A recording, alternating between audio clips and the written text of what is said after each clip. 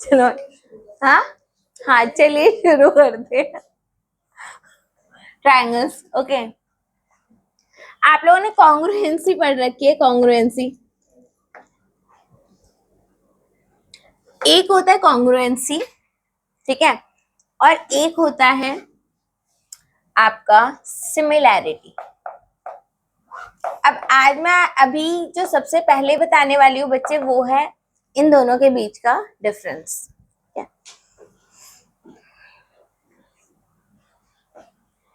आप लोग कॉन्ग्रुएंसी क्या होता है, अगर आप लोग सब जेनेटिकली नॉर्मल बच्चे हो, ठीक है, तो आपका ये वाला हाथ और आपका ये वाला हाथ क्या दोनों एकदम ओवरलैपिंग है? राइट नहीं क्या हमारे हाथ ओवरलैपिंग है? ठीक है, ये है कॉन्ग्रुएंट हाथ। हमारा लेफ्ट हैंड किसके कॉन्ग्रुएंट है? राइट हैंड के कॉन्ग्रुएंट है। क्यों कॉन्ग्रुएंट है? बिल्कुल एग्जैक्टली सेम डायमेंशन है यार, ठीक है, जो डायमेंशन इसकी है वही डायमेंशन इसकी भी है, ठीक है। तो आपके हाथ जो अभी आपका लेफ्ट हैंड है, लेफ्ट हैंड जो है that is congruent to your right hand at this stage, right hand, right? Is this clear? Similarity क्या है? अब जैसे मान लो अब एक बच्चा बॉर्न होता है, राइट, ठीक है, अभी वो 1 महीने का है, तो पेरेंट्स के चलो ही उन्होंने करा क्या, उसका हाथ वो क्या बोलते हैं कलर में डाल करके और एक दीवार पे ऐसे निशान मरवा दिया, ठीक है, इधर दीवार पे ऐसे निशान मरवा दिया, ओके, ठीक है। नेक्स्ट ईयर बच्चा 1 साल 1 महीने का हुआ, फिर से बोला भाई ये कलर ले और ये वहां पे उसके बगल में एक निशान मार दे, 1 साल 1 महीने का। फिर अगले बार बच्चा 2 साल 1 महीने का होता है, फिर 3 साल 1 महीने का होता है, फिर 4 साल का होता है, फिर 5 साल, ठीक है, हाँ, ऐसे उससे 20-30 प्रिंट करवा दिए, ठीक है। अब अगर मैं उसका हाथ देखूं 2 साल पे और उसका हाथ देखूं 20 साल पे, तो वो सिमिलर होंगे या कॉन्ग्रुएंट? वो हाथ सिमिलर होंगे। क्या उनको कॉन्ग्रुएंट कंसीडर करा जा पाएगा? नहीं। क्यों? क्योंकि सेम चीज है लेकिन डिफरेंट टाइम पीरियड पे है। देखो ग्रोथ हुई है, बच्चे की ग्रोथ हुई है और सब जगह सेम ग्रोथ हुई है। ऐसा तो नहीं है ये वाली उंगली यहाँ तक चली गई और ये वाला हाथ रह गया, नहीं, सही सेम डायमेंशंस में है और ऐसे ग्रो हुआ है, इसको बोलते हैं हम सिमिलर, ठीक है, समझ में आया? तो आप ही की फोटो 2 साल की, अब देखो सेम ड्रेस पे फोटो लेना तो पॉसिबल है नहीं 20 साल में, राइट, वो तो पॉसिबल है नहीं, लेकिन हाँ आप ही का हाथ 2 साल में और आप ही का हाथ 20 साल में, ये दोनों सिमिलर हैं और आपके अभी दोनों हाथ कॉन्ग्रुएंट है। आई बात समझ में? सिमिलैरिटी का एक और एग्जांपल मैं आपको देती हूँ, ताजमहल की फोटो। ताजमहल की आपने फोटो खींची, या अपनी खींच लो यार, आप ताजमहल से कम थोड़े हो, ठीक है, अपनी फोटो ले लो। आपने अपनी फोटो ली, अब जैसे मान लो अब ये एक बंदा है, ठीक है, अब एक बंदे की फोटो ये रही, इसी का एक छोटा वर्जन बना दो। यार तुम लोग डिस्ट्रैक्ट करवा रहे हो यार, एक ये वाली वर्जन बना रहे हो, तो ये दोनों क्या है? सिमिलर है, ये दोनों सिमिलर है, ठीक है। अगर मैं इसी की कई सारी कॉपीज बनवा लूं तो वो कॉन्ग्रुएंट होगी। समझ में आया? कॉन्ग्रुएंट एंड कॉरेस्पॉन्डिंग दो चीजें होती हैं।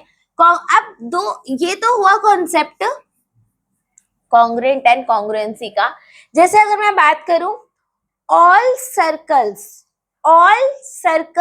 आर कॉन्ग्रुएंट या similar? All the circles are, please ध्यान देना, अगर यहां पर बात करी जाए, all the circles are congruent slash similar, all the circles are similar। अच्छा, all the circles are similar, ठीक है। अगर मैं बोलूं all the circles with same radius, अब बताओ क्या होगा? अब क्या होगा? अब वो सिमिलर होगा या कॉन्ग्रुएंट बच्चे? अब कॉन्ग्रुएंट होगा। तो all the circles are similar, all the circles with same radius. बच्चे रेडियस, सर्कल के अंदर एक ही तो वेरिएबल होता है, सर्कल के अंदर एक ही वेरिएबल होता है, वही आपने सेम कर दिया तो आपका जो सर्कल आएगा वो क्या हो गया, अब वो कॉन्ग्रुएंट हो गया। अब बात करते हैं, अगर मैं बोल दूं all the squares are similar, all the squares with same side are congruent, हम क्या बोलेंगे, all the squares are congruent और सिमिलर, सिमिलर। और अगर मैं बोलूं all the squares with same side, all the squares with same side are congruent और similar, ये क्या होगा, ये congruent होगा क्योंकि आपका एक ही वेरिएबल था और आपने उसको क्या कर दिया, सेम कर दिया। ये बात समझ में आई, समझ में आई। सिमिलैरिटी और कॉन्ग्रुएंसी का कॉन्सेप्ट ये होता है। अगर मैं बोलूं दो ट्रायंगल्स कॉन्ग्रुएंट कब होंगे, अगर मैं बोलूं दो ट्रायंगल्स हैं, दो ट्रायंगल्स आपके कॉन्ग्रुएंट कब होते हैं बच्चे, two triangles are congruent if, देखो triangles are congruent if their corresponding sides are equal, the corresponding sides and angles are equal। बच्चे साइड्स भी इक्वल होनी चाहिए और एंगल्स भी इक्वल होने चाहिए। मतलब अगर आपका triangle P Q R is congruent to triangle ABC, तो क्या होगा, P Q is equals to A B, क्योंकि ये इसके किसके कॉरेस्पॉन्डिंग है, इसके। Q R is corresponding to P R is corresponding to, बोलो बात समझ में आई या नहीं आई, P Q is corresponding to, Q R is corresponding to and P R is corresponding to, समझ में आया। पी क्यू जहां पे, यहाँ पे पी क्यू है, यहाँ पे ए बी है, इधर जहां पे क्यू आर है वहां पे, और यहाँ पे जहां पे पी आर है वहां पे पोजीशन ए सी के। बताओ समझ में आई या नहीं आई, आई समझ में, ठीक है। आगे देखो, एंगल पी के कॉरेस्पॉन्डिंग इधर क्या है, एंगल ए। एंगल क्यू के कॉरेस्पॉन्डिंग क्या है, एंगल बी।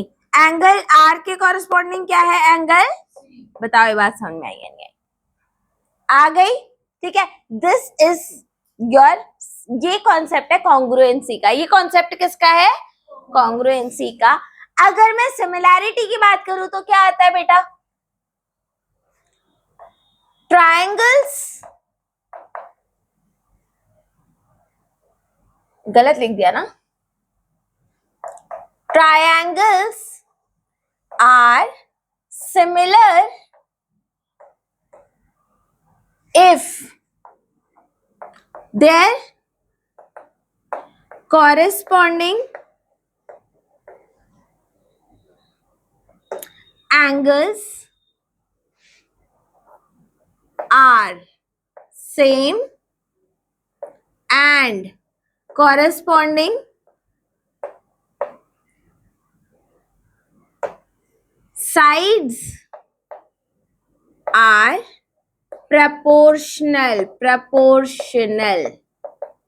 क्या होना चाहिए, proportional होना चाहिए, तब उसको क्या बोला जाता है, सिमिलर। यानी कि अगर आपका triangle P Q R is similar, similar का साइन क्या होता है, ये होता है, सिमिलर का साइन क्या होता है, ऐसा, ठीक है। बस नीचे के इक्वल टू हट गया, सिर्फ ऊपर वाला, ठीक है। triangle PQR is similar to triangle ABC. तो क्या बोला जाएगा? PQ के कॉरेस्पॉन्डिंग क्या है? PQ upon AB is equals to QR upon is equals to PR upon, बोलो।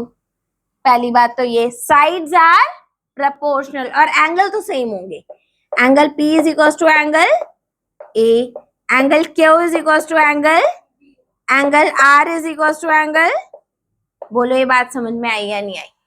ठीक है, this is the concept of congruency and the concept of similarity. सबसे पहले इस बात को समझो, ठीक है, लिख लो इसको।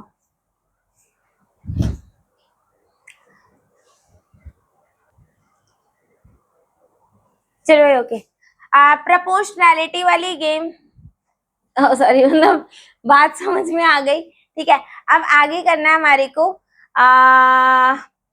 Basic proportionality theorem. अब क्या करना है? Basic proportionality theorem. ठीक है, ये जो थ्योरम है ना, ये पेपर में पूछी जाती है, मतलब आती है। बताओ, झूठ तो नहीं बोल रही मैं? बच्चे तैयार है? हाँ, आप झूठ बोल रहे हो।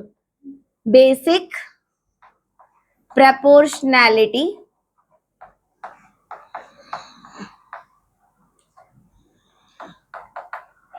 थ्योरम, भाई कहीं पे देख लेना L मिसिंग हो, M मिसिंग हो, कोई भी अंग्रेजी का शब्द छूटना नहीं चाहिए। मैथ्स छूट जाए कोई बात नहीं, ठीक है, तो अंग्रेजी प्रॉपरली होनी चाहिए हमारी। ओके भाई, कुछ मिसिंग हो तो बता देना। ओके, सब ठीक है? भव्य, ऑल गुड? चलो ओके, आगे अब ये बेसिक प्रोपोर्शनैलिटी थ्योरम कहती क्या है? क्या कहती है जी? ले लो, थैंक यू सो मच। ठीक है, तो ये बेसिक प्रोपोर्शनैलिटी थ्योरम आपकी कुछ तो कहती है, और क्या कहती है? Let us see.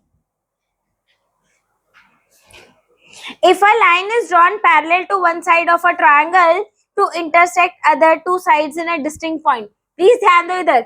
If a line is drawn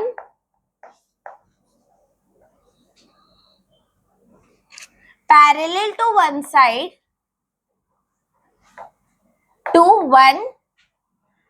of a triangle to intersect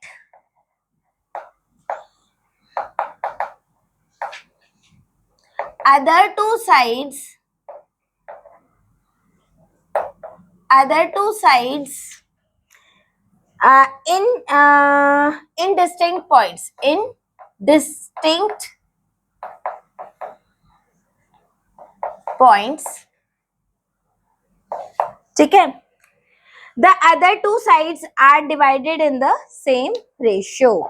The other two sides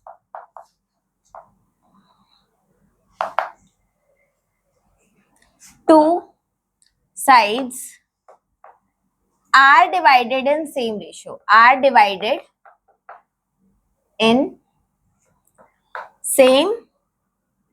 ratio, यही बात है जी। पहले इस बात को समझो बेटा, साथ साथ नोट डाउन करने की जरूरत नहीं है, कुछ मेहनत घर पे भी तो जाकर करो, ठीक है? Think with me. अरे बाबा सुनो मेरी बात, सोचो साथ में सोचो, कुछ नया निकालेंगे, यहीं पे हम मैथ्स के आइंस्टाइन बनकर जाएंगे, ठीक है? हमें यहीं पर मैथ्स का आइंस्टाइन बन के निकलना है। आज कमरे से बाहर आइंस्टाइन निकलेगा, ठीक है? ओके चलो अब ध्यान दो, ओए बस। अब पहले समझो, बेसिक प्रोपोर्शनैलिटी थ्योरम को शॉर्ट फॉर्म में बीपीटी भी बोलते हैं। तो कोई बोले बीपीटी, आप बोलो आती है।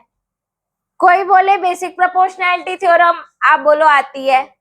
कोई ये लाइन बोले तो भी थ्योरम फेंक के मारना, आती है बेटा, ठीक है? सब आती है, right?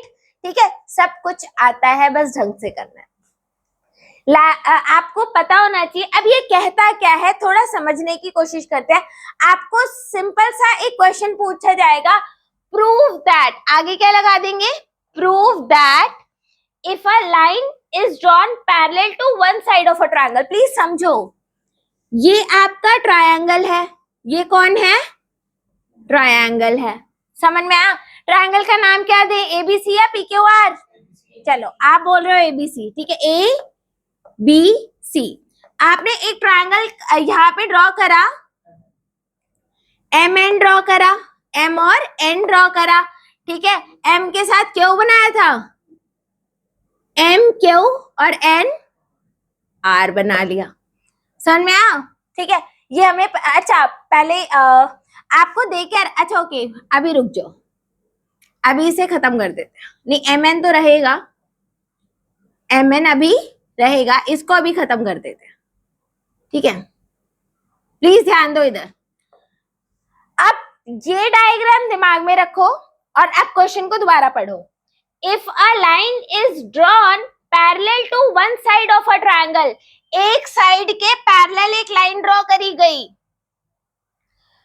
Of a triangle to intersect the other two sides, दो साइड्स को कहां इंटरसेक्ट कर रही है, एट टू डिस्टिंक्ट पॉइंट्स। कहां पे इंटरसेक्ट कर रही है, टू डिस्टिंक्ट पॉइंट। डिस्टिंक्ट का मतलब क्या होता है, अलग अलग पॉइंट्स।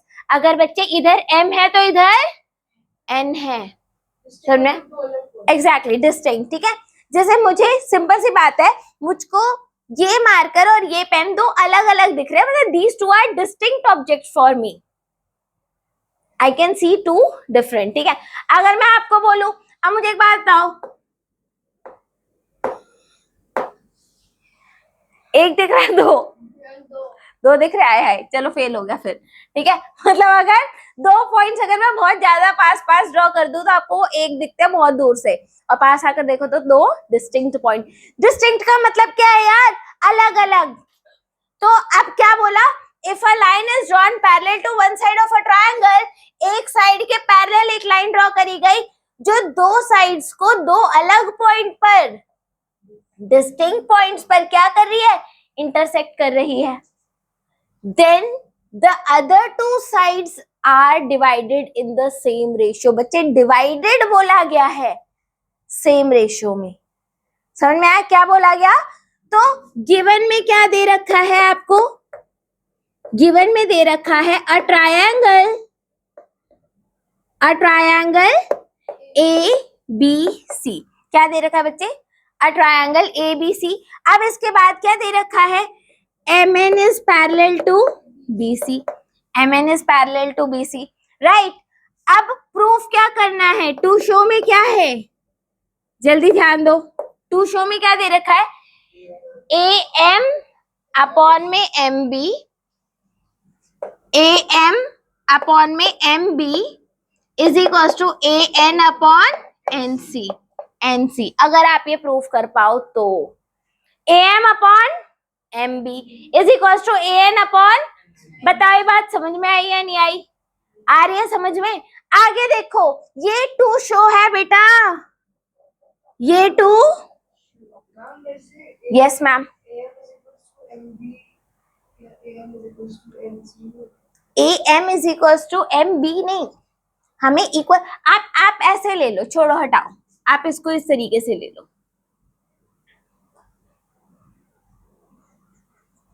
देखो आप इसको ऐसे ले लो, खुश रहो, ये ले लो M, ये ले लो N। अब बताओ क्या AM MB के इक्वल है, बच्चे ये इसके इक्वल नहीं है, लेकिन दोनों का रेशियो इक्वल है। जैसे 3/2, हाँ नहीं, आप इस बात को समझो, 6/15 is equals to 2/5। 6/15 is equals to 2/5, ठीक है। क्या 6/5 के 6/15 के इक्वल है, क्या 6/15 के इक्वल है, नहीं। क्या 2/5 के इक्वल है, नहीं। लेकिन इन दोनों का रेशियो क्या है, इक्वल है। बताओ ये वाली बात समझ में आई या नहीं आई?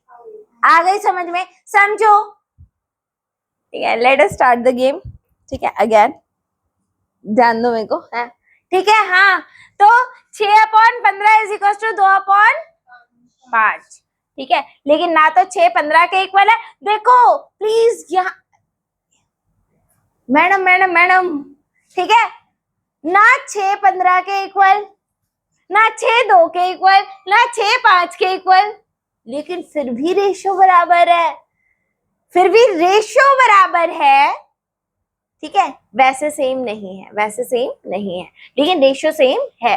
बताओ समझ में आई बात या नहीं आई?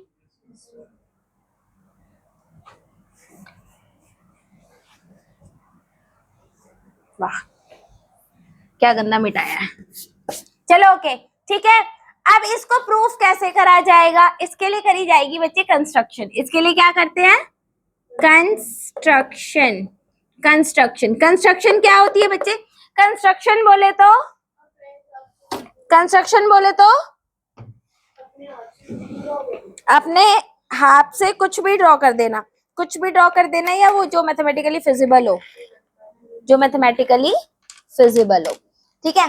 तो ऐसी चीज ड्रॉ करना जो मैथमेटिकली फिजिबल हो। बच्चे एक बात याद रखना, आपको करना क्या है, एम क्यू, बोलोगे बड़ा ही अलग कलर निकाल लिया,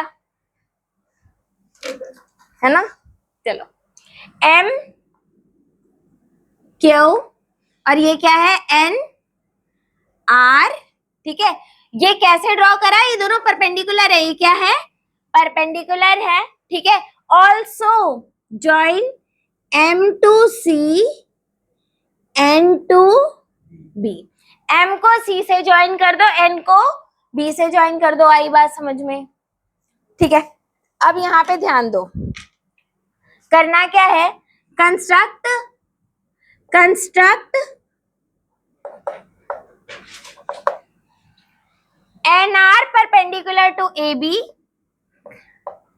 NR perpendicular to AB, MQ perpendicular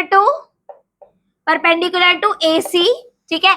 join, join point, join point M to C, M to C and N to B, join point, join point N to B। बोलो समझ में आई या नहीं आई? M to C, N to B हमने join कर दिया। ये जो रेड कलर के उससे करा है, वो क्या करा है हमने, कंस्ट्रक्शन कर दी। आगे देखो, अब क्या करना है, एक बात बताओ, what will be the area of triangle? किसका एरिया निकालना है भाई? किसका एरिया निकालोगे? Triangle AMN। किस ट्रायंगल का एरिया निकालोगे? AMN। तो एरिया ऑफ ट्रायंगल AMN क्या होगा? Half into base into height, half into base into height, ठीक है। बेस क्या होगा बच्चे? एक बात याद रखना, आपका बेस और हाइट जो होता है वो दोनों परपेंडिकुलर होते हैं। बेस और हाइट क्या होता है? एक कंडीशन होती है कि ये दोनों परपेंडिकुलर होने जरूरी है, ठीक है। तो बेस ले लेते AM, हाफ इंटू में AM इंटू में, बच्चे नहीं,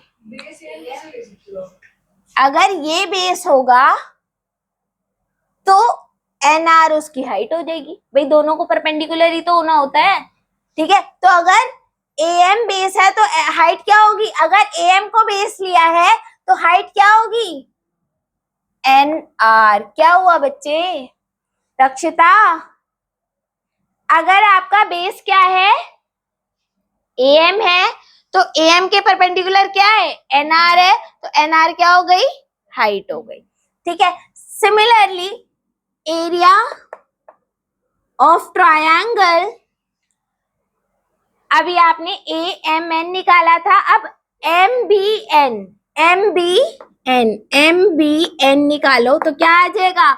हाफ इंटू में बेस MB, बेस क्या लोगे? MB इंटू में क्या लोगे बच्चे? बेस MB है, ठीक है।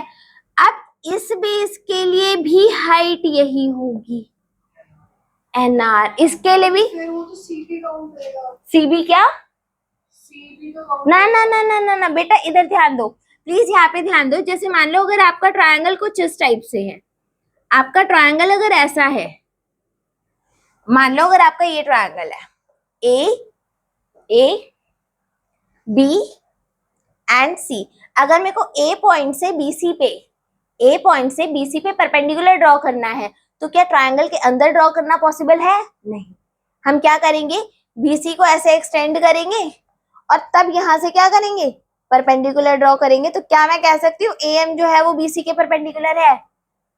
हाँ हाँ, एएम जो है वो बीसी के परपेंडिकुलर है। तो अगर आपका बीसी बेस है तो एएम क्या होगी, हाइट होगी। सेम केस इधर है, ट्रायंगल आपका ऐसा है जहां पे उसकी हाइट बाहर जा रही है। हाइट कहाँ जा रही है, बाहर जा रही है। बस ऐसा ही है फंडा, ठीक है? आई बात समझ में? अब आगे देखो प्लीज, आगे देखो। आगे क्या होगा, अगर आपका एम बी अगर बेस है तो भी हाइट क्या होगी, एनआर। समझ में आया? अब इन दोनों को रेशियो ले लो, रेशियो।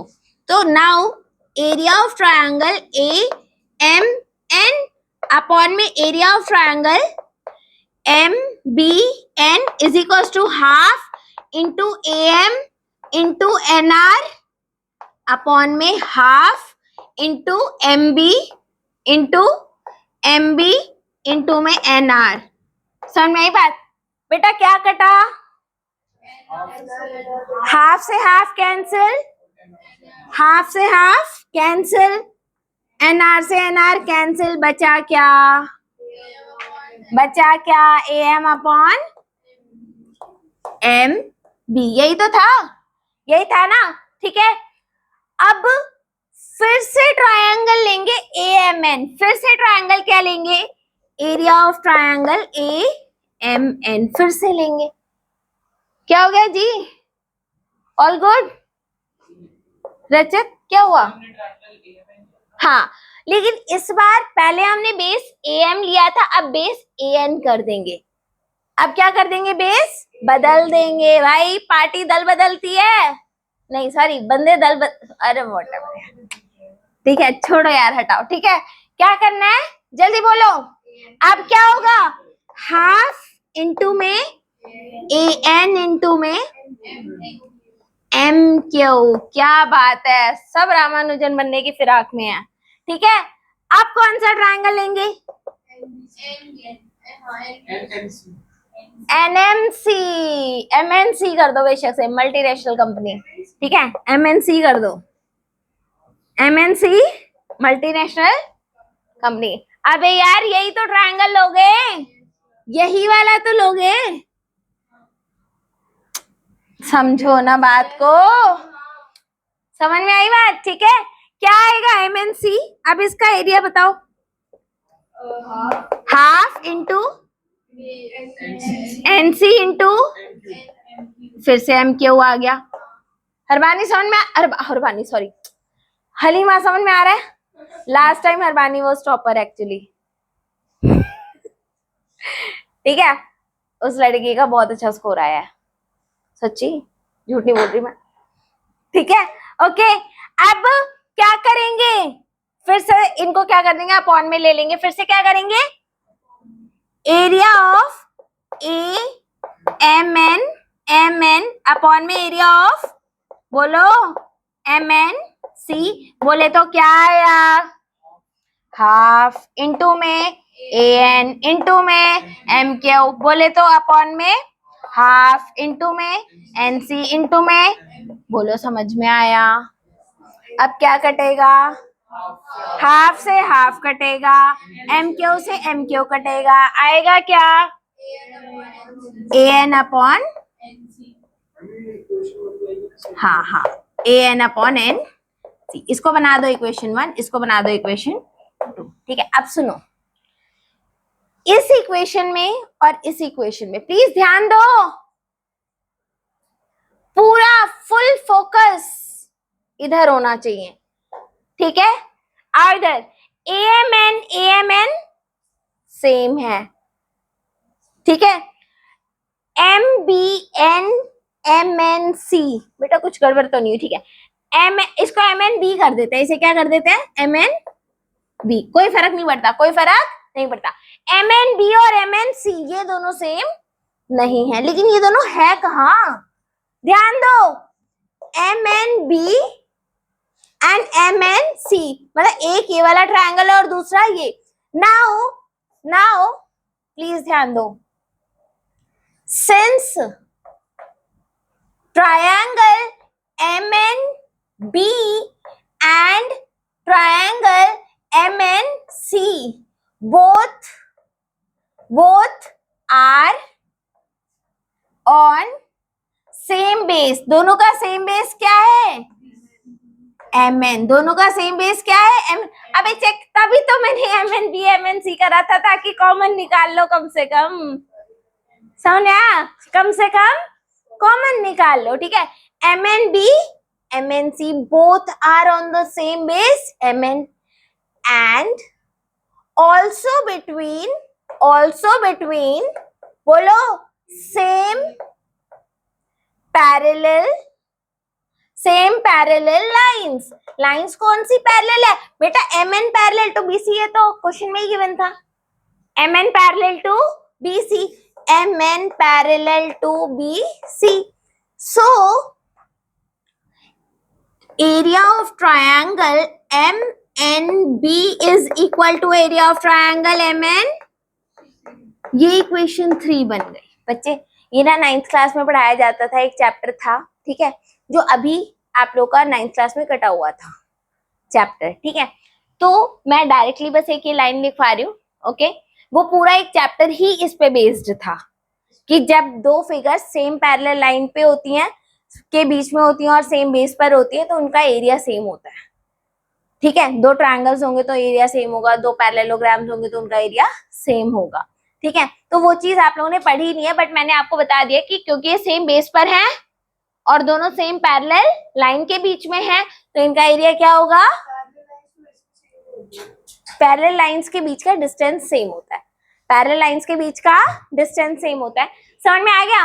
अब आप कह सकते हो by equation 1, 2 and 3, by equation 1, 2 and 3 what we can say, we can say that area of, या आप कह सकते हो AN upon MB, AM upon MB is equals to AN upon NC, hence proved। अब बच्चे यहाँ पे मैं आप लोगों को एक बात बताना चाहूंगी। पहली बात तो ये कि अगर कोई ये लाइन देगा तो भी आपको प्रूफ करना आना चाहिए। अगर किसी ने बोला प्रूफ बेसिक प्रोपोर्शनैलिटी थ्योरम, तो भी आपको प्रूफ करना आना चाहिए। और किसी भी तरीके से देते हैं, क्या ये बहुत ज्यादा टफ है, नहीं, ठीक है। क्या बेटा आपको ये दोनों इक्वेट करने थे, ऊपर वाला तो सेम ही है, थर्ड इक्वेशन से हमने इनको भी सेम बना दिया, तो ये इसके इक्वल है, ये इसके इक्वल है, दोनों आपस में इक्वल हो गए। थोड़ा सा लॉजिक लगाना है, ये इसके इक्वल है बेटा, ये इनका रेशियो इसके इक्वल था, इनका रेशियो इसके इक्वल था, और थर्ड इक्वेशन से मैंने ये प्रूफ करा कि ये दोनों आपस में इक्वल है। और अगर बच्चे ये दोनों आपस में इक्वल है, तो क्या ये प्रूफ नहीं हो गया कि ये भी दोनों आपस में इक्वल है। समझ में आया, थोड़ा सा लॉजिक लगाना है। एक और टिप मैं आपको देना चाहूंगी। वैसे तो आप जब ये थ्योरम कर रहे हो ना बच्चे, ठीक है, तो आप जो नंबरिंग होती है या जो नेमिंग होती है वो आप कुछ भी कर सकते हो, ABC करो, PQR करो, LMN करो, जो मन करे वो करो, ठीक है। लेकिन मेरी टिप ये है कि अगर आप कर रहे हो और अपने आप से कर रहे हो तो सेम रखना, जो भी रखना सेम रखना। इसका बेनिफिट क्या होगा, इसका बेनिफिट ये होता है कि तब आपको एक ही तरीके की वो हो जाएगी, क्या बोलते हैं, हैबिट हो जाएगी, और any mistake that has been done can be identified very easily, ठीक है। तो इसके लिए हमें करना क्या है बच्चे, जब भी आप कोई थ्योरम कर रहे हो, ठीक है, तो लेबलिंग आपको हमेशा सेम रखनी है। इससे होगा क्या कि आपको प्रैक्टिस अच्छे से होगी, और दूसरा अगर कोई भी गलती हो गई है तो उसको बहुत इजीली से आइडेंटिफाई किया जा सकेगा, अनलेस क्वेश्चन में स्पेसिफाइड हो कि लेबलिंग ये नहीं ये करनी है, तभी लेबलिंग चेंज करना, वरना मत करना। बच्चे बताओ ये बात समझ में आई या नहीं आई? आ गई। और इसके अलावा एक बात और है बच्चे कि एक तो क्या बोल रही थी मैं, भूल गई यार, बोलते बोलते दिमाग से ही निकल गया। एक बात और बोलना चाह रही थी मैं, ये लेबलिंग, हाँ एक और बात, ठीक है। आप लोग बोलोगे कि क्या इसको रटना है बच्चे? ऑलमोस्ट यस, आपको इसको रटना है। एनसीईआरटी के जितने भी क्वेश्चंस हैं वो आपकी टिप्स पर होने चाहिए, कि कभी अगर पेपर में एनसीईआरटी से क्वेश्चन आ जाए तो जरा भी मत सोचो, ठीक है। अगर इससे क्या होगा कि आपके पास वो टाइम बच जाएगा उन क्वेश्चंस को करने के लिए जो क्वेश्चन एनसीईआरटी से नहीं आए हैं, जिनमें एक्चुअल में टाइम देने की जरूरत है, ठीक है। तो एनसीईआरटी के क्वेश्चंस ऑलमोस्ट अपने टिप पर, जैसे मान लो अगर पेपर में आ गया prove that basic proportionality theorem, आपकी प्रैक्टिस इतनी स्ट्रांग होनी चाहिए कि विद इन 3 मिनट्स आप ये पूरा कर दो। समझ में आया? ठीक है, क्लियर है? तो ये बात ध्यान में रखना। अब मुझे एक बात बताओ बेटा, इधर आपको दे रखा है कि DE is parallel to BC, दोनों फिगर्स में क्या है? DE किसके पैरेलल है? BC के पैरेलल है, तो DE is parallel to BC, ठीक है। अब आपको, अब देखो, since DE is parallel to BC, तो आप क्या कह सकते हो? AD upon DB is equals to AE upon EC, right? ठीक है। AD कितना दे रखा है? 1.5। DB कितना दे रखा है? 3। AE कितना दे रखा है? 1, और इसको लेट कर लो x, जो चीज नहीं दे रखी है उसे क्या लेट कर लो? x। तो ये क्या आ गया? इसको इससे मल्टीप्लाई कर दो, इसको इससे मल्टीप्लाई कर दो, तो 1.5 x is equal to 3। x की क्या वैल्यू आ गई? 3 अपॉन 1.5 यानी कि 2, राइट? सेम ये वाला क्वेश्चन भी हो जाएगा, इसको x लेट कर लो। Again you can say since AD since DE is parallel to BC, so what you can say is AD upon DB is equals to क्या बहन? नहीं, सेम है बच्चे। अब इधर ध्यान दो, AD upon DB is equals to AE upon EC, तो ये कितना हो जाएगा? X upon 7.2 is equals to 1.8 upon EC, 1.8 upon 5.4 कितना आ जाएगा?